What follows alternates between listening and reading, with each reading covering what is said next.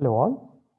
We are going through the course Basic Electrical Engineering offered in both BTU and RTO for all the BTech students in first year. We are following the unit number 1, which is DC circuits. In this lecture, we are going to cover superposition theorem. These three theorems, superposition, Thevenin and Norton, they are helping to reduce complex circuit into easy circuits so that the required value can easily be calculated.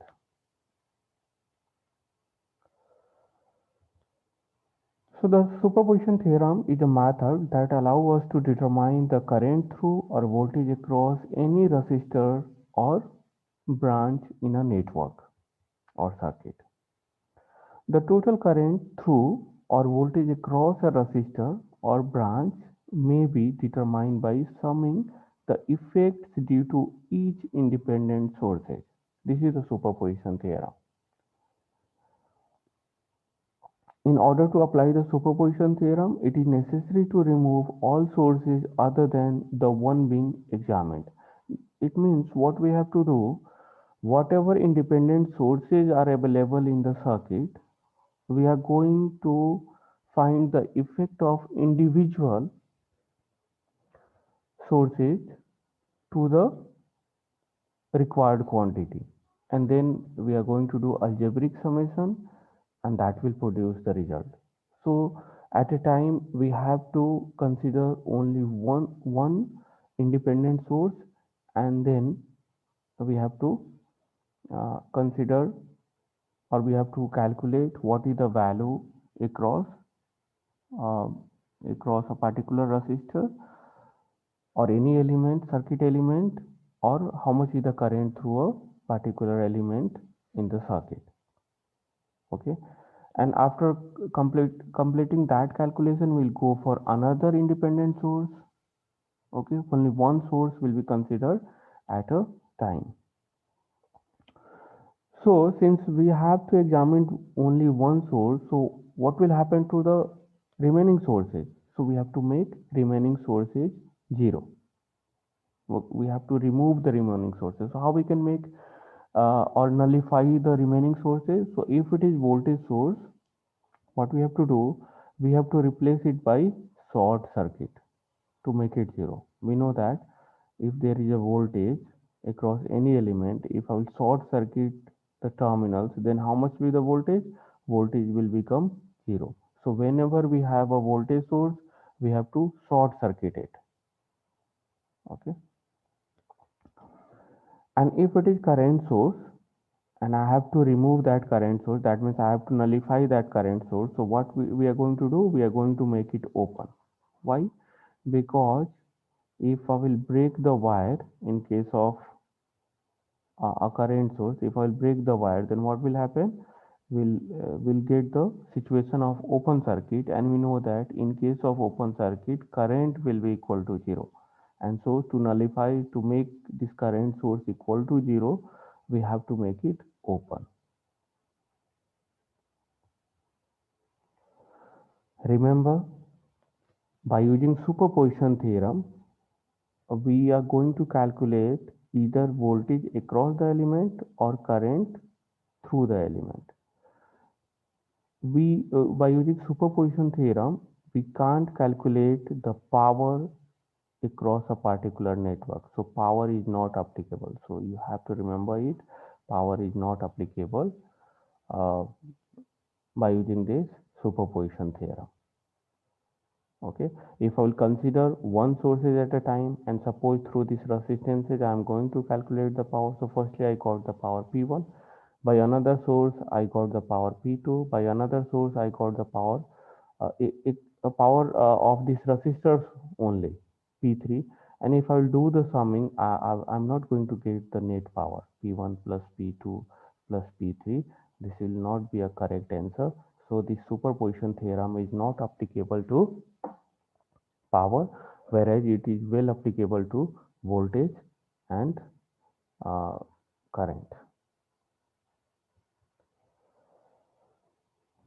One more important point, In superposition theorem, when we are considering the sources, we have to consider only independent sources.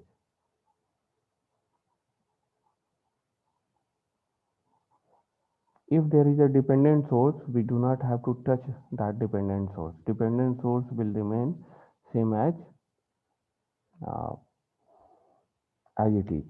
Okay, we do not have to change that dependent source. We have to only consider independent sources which are available within the circuit. What are the steps by which we have to solve the question related to superposition theorem or based on superposition theorem? The first one is consider one independent source, either voltage or current, doesn't matter at a time. Okay, and sort all other voltage sources here. There will be voltage term. So all other voltage sources and open all other current sources. Why? Because we have to make all other sources equal to 0. Okay, then calculate the current or voltage due to the single source using any rule: KCL, KVL, node analysis, mesh analysis, source conversion method you can apply. Okay, then after we have to repeat these steps for all other remaining sources, and finally we have to do algebraic summation, and we are going to get whatever quantity we are calculating, either current or voltage. Okay, so it will be very clear through this example. So in this question, we have to determine the current through this load resistance RL. Let me change the color. Okay, so we have to calculate that load current through this load resistance RL. Where is the RL? RL at this place, this 16 ohm resistance, and we have to calculate the current through this resistor. Okay, so how many independent sources this circuit has? So this circuit has only two independent sources. Number one, this voltage source. Number two, this current source. Okay, so in the beginning, what we are going to do, we are going to consider only one source at a time. Okay, that means here it is written, consider the voltage source only. Right? So if I am considering voltage sources only, then we have to nullify this current source. We have to make this current source equal to 0. So how we can make this current source equal to 0? We have to make it open circuit. Okay, so here we have made this current source equal to 0, and we are considering only this voltage source.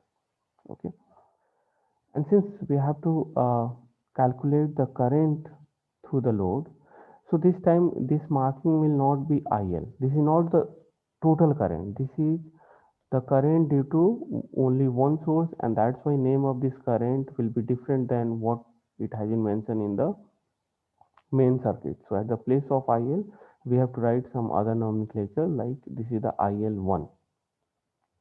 Okay, since we have to find the current, so it will be easy if I will convert these two elements, that means voltage source with series resistance, into current source with parallel resistance. So here source conversion has been done. Okay, so if I will convert that, what will be the direction of current source? It will be upper side. Why? Because this positive plate is at top side, so direction of this current will be at upper side, and that shunt resistance value and series resistance value will remain same. This is the series resistance value, 24 ohm, and this will be the same in case of this shunt resistance, 24 ohm. How much will be the value of this current? So the voltage is 20 volt and resistance is 24 ohm. So we have to divide 20 by 24. So that is going to produce the value of current. Okay. Now by applying current division rule, we can easily find out how much will be the current, this IL1. Okay. So IL1 equal to, since two resistances are in parallel and through current division rule, we are calculating the value of current. So since we have to calculate current through the 16 ohm resistance, so at the top we have to write 24 ohm. So here 24 ohm has been written at the top. Then we have to add both the resistances, 24 plus 16, and then multiply with the value of current. What is the value of current? The value of current is 24 upon 20 upon 24. So this 24 will be cancelled out and will remain with 20 upon 40. That is going to give the value equal to 0.5 ampere. So due to this voltage source, we got the current through the load.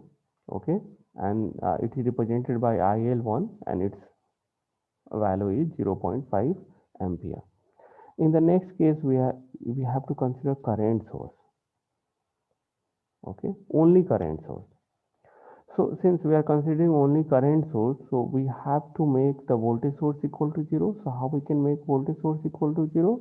We have to short circuit it. So here this voltage source has been short circuited and we are assuming only the current source. Okay. So the actual circuit will be like this.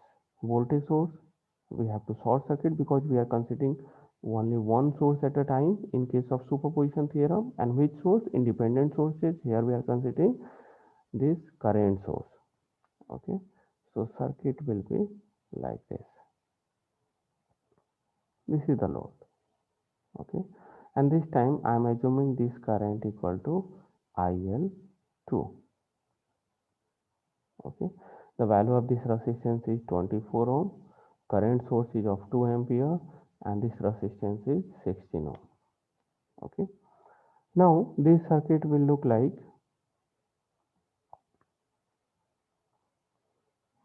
this.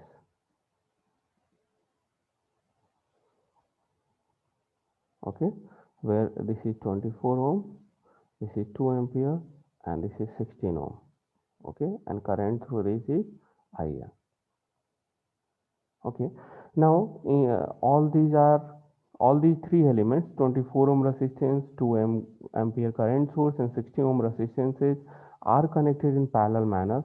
So easily I can exchange the position of these elements, and so for the sake of easy understanding, I am keeping the current source to the left hand side, and then after this is the 24 ohm resistor, and then after we have 16 ohm resistor.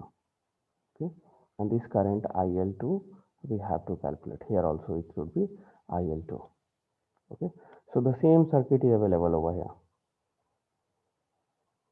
Okay, so by using current division rule again, we are going to calculate the value of IL2.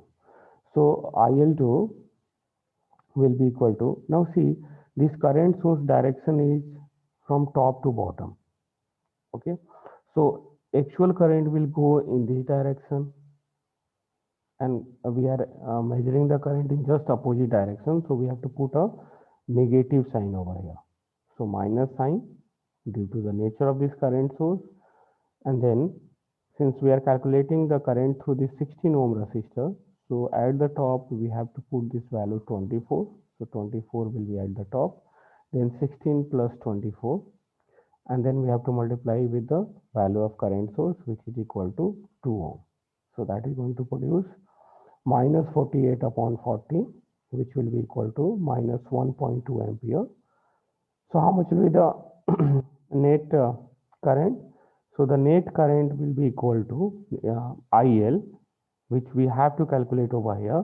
So this IL is going to be equal to IL1, algebraic summation we have to do. If it is coming negative, so we have to consider that negative value. Okay, plus IL1 plus IL2, and IL1 value equal to 0.5, What is the value of IL2?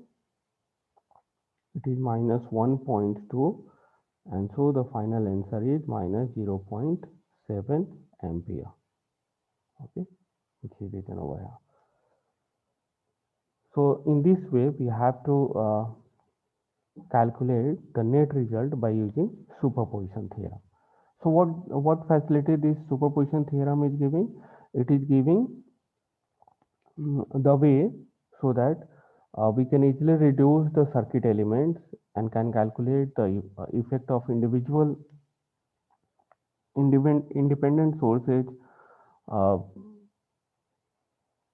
to the required quantity, and finally by using algebraic summation we are going to get the net result. Okay, so complicated circuit can easily be solved with the help of superposition theorem. Remember, we do not have to uh, consider in this dependent sources. If any source of this shape are available in the circuit, whether it is current source or voltage source, we are not going to consider this. It will remain as it is.